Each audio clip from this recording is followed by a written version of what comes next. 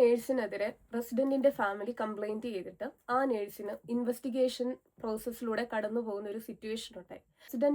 റെസിഡന്റിന്റെ family visit ചെയ്ത ടൈമിൽ resident ഭയങ്കര സ്ലീപ്പി ഫോം ആയിരുന്നു. അവിടെ മ്യൂസിക് കണ്ടക്ട് ചെയ്തിട്ടുണ്ടായിരുന്നു. സോ റെസിഡന്റ് അതിന് ഇൻവോൾവ് ആകാൻ പറ്റിയില്ല. ഈ ഒരു കാര്യമാണ് അവർ പറഞ്ഞത്. സോ ഇത് നേഴ്സിനോട് അന്വേഷിച്ചപ്പോൾ നേഴ്സ് പറഞ്ഞു റെസിഡന്റ് ഭയങ്കര അജിറ്റേറ്റഡ് ആയിരുന്നു. അപ്പോൾ റെസിഡന്റിന് ഒരു PRN പ്രിസ്ക്രിപ്ഷൻ ഉണ്ടായിരുന്നു.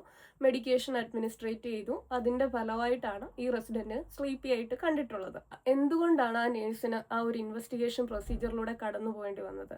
അതിന്റെ റീസൺ, നമുക്കിപ്പോൾ ഒരു മെഡിക്കേഷൻ ഡോക്ടർ പ്രിസ്ക്രൈബ് ചെയ്തിട്ടുണ്ടെങ്കിൽ പോലും നമ്മളൊരു പ്രോപ്പർ ആയിട്ടുള്ള ഒരു അസസ്മെന്റ് നടത്തി അതിന്റെ അടിസ്ഥാനത്തിലുള്ള ഇന്റർവെൻഷൻ പ്രൊവൈഡ് ചെയ്യാതെ ഒരിക്കലും നമ്മൾ ആ മെഡിക്കേഷൻ അഡ്മിനിസ്ട്രേറ്റ് ചെയ്യാൻ പറ്റത്തില്ല. മെഡിക്കേഷൻ റെസിഡന്റിനെ കാം ചെയ്യുന്നതിന് വേണ്ടിയിട്ട് നമ്മൾ ഉപയോഗിക്കുന്നത് ഏറ്റവും അവസാനത്തെ ഒരു ഓപ്ഷൻ ആയിട്ടായിരിക്കും. സോ ഈ സിറ്റുവേഷനിൽ നേഴ്സ് അവിടെ ഒരു പ്രോപ്പർ അസസ്മെന്റ് നടത്തിയിട്ടില്ല, ഒരു പ്രോപ്പർ ഡോക്യുമെന്റേഷൻ നടത്തിയിട്ടില്ല.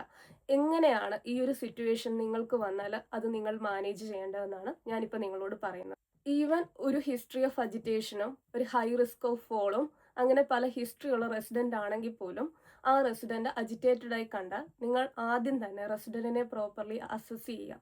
ചില സമയത്ത് റെസിഡന്റ് അജിറ്റേറ്റഡ് ആവുന്നത് അവർക്കൊരു പെയിനോ ഡിസ്കംഫർട്ടോ ഉള്ളത് കൊണ്ടായിരിക്കും. സോ അത് അസസ് ചെയ്ത് അതിന്റെ ഒരു മാനേജ്മെന്റ് പ്രൊവൈഡ് ചെയ്ത് റെസിഡന്റ് കംഫർട്ട് ആവുന്നതായിരിക്കും. ചില സിറ്റുവേഷനിൽ അവർക്കൊരു ഇൻകോണ്ടിനൻസ് പാർട്ട് ചേഞ്ചിന് വേണ്ടിയിട്ടോ അവർക്ക് എന്തെങ്കിലും ഭക്ഷണത്തിന്റെ ആവശ്യം കൊണ്ടോ വെള്ളത്തിന്റെ ആവശ്യം കൊണ്ടോ അല്ലെങ്കിൽ അവർ ഭയങ്കര ആക്ടിവിറ്റി റൂമിലുള്ള ആ ഒരു നോയ്സിലൊക്കെ ഭയങ്കര ഡിസ്റ്റർബ്ഡ് ആവുന്നത് കൊണ്ടോ ആയിരിക്കാം.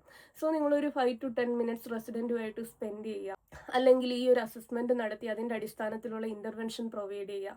ആക്ടിവിറ്റി റൂമിൽ നിന്നുള്ള നോയ്സ് ആണെങ്കിൽ ഒരു ക്വയറ്റ് ഏരിയയിലേക്ക് റെസിഡന്റിനെ കൊണ്ടുപോവുക. ഈ ഇന്റർവെൻഷൻസ് ഒക്കെ പ്രൊവൈഡ് ചെയ്തിട്ടും റെസിഡന്റ് കാം ആവുന്നില്ലെങ്കിൽ മാത്രമാണ് നമ്മൾ ആ മെഡിക്കേഷൻ എന്നുള്ള ഒരു ഓപ്ഷനിലേക്ക് പോകുന്നത്.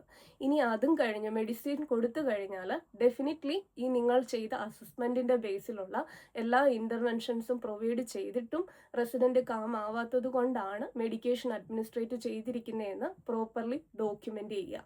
സോ ഈ ഒരു ഡോക്യുമെന്റേഷൻ ഉണ്ടെങ്കിൽ ഡെഫിനറ്റ്ലി നിങ്ങൾ ആ ഒരു ഇൻവെസ്റ്റിഗേഷൻ പ്രൊസീജിയറിലൂടെ കടന്നു പോകുന്ന ഒരു സിറ്റുവേഷൻ വരത്തില്ല. ഇതുപോലുള്ള കൂടുതൽ ഡോക്യുമെന്റേഷൻ ടിപ്സിന് വേണ്ടിയിട്ട് ഈ പേജ് ഫോളോ ചെയ്യുക. Thank you very much.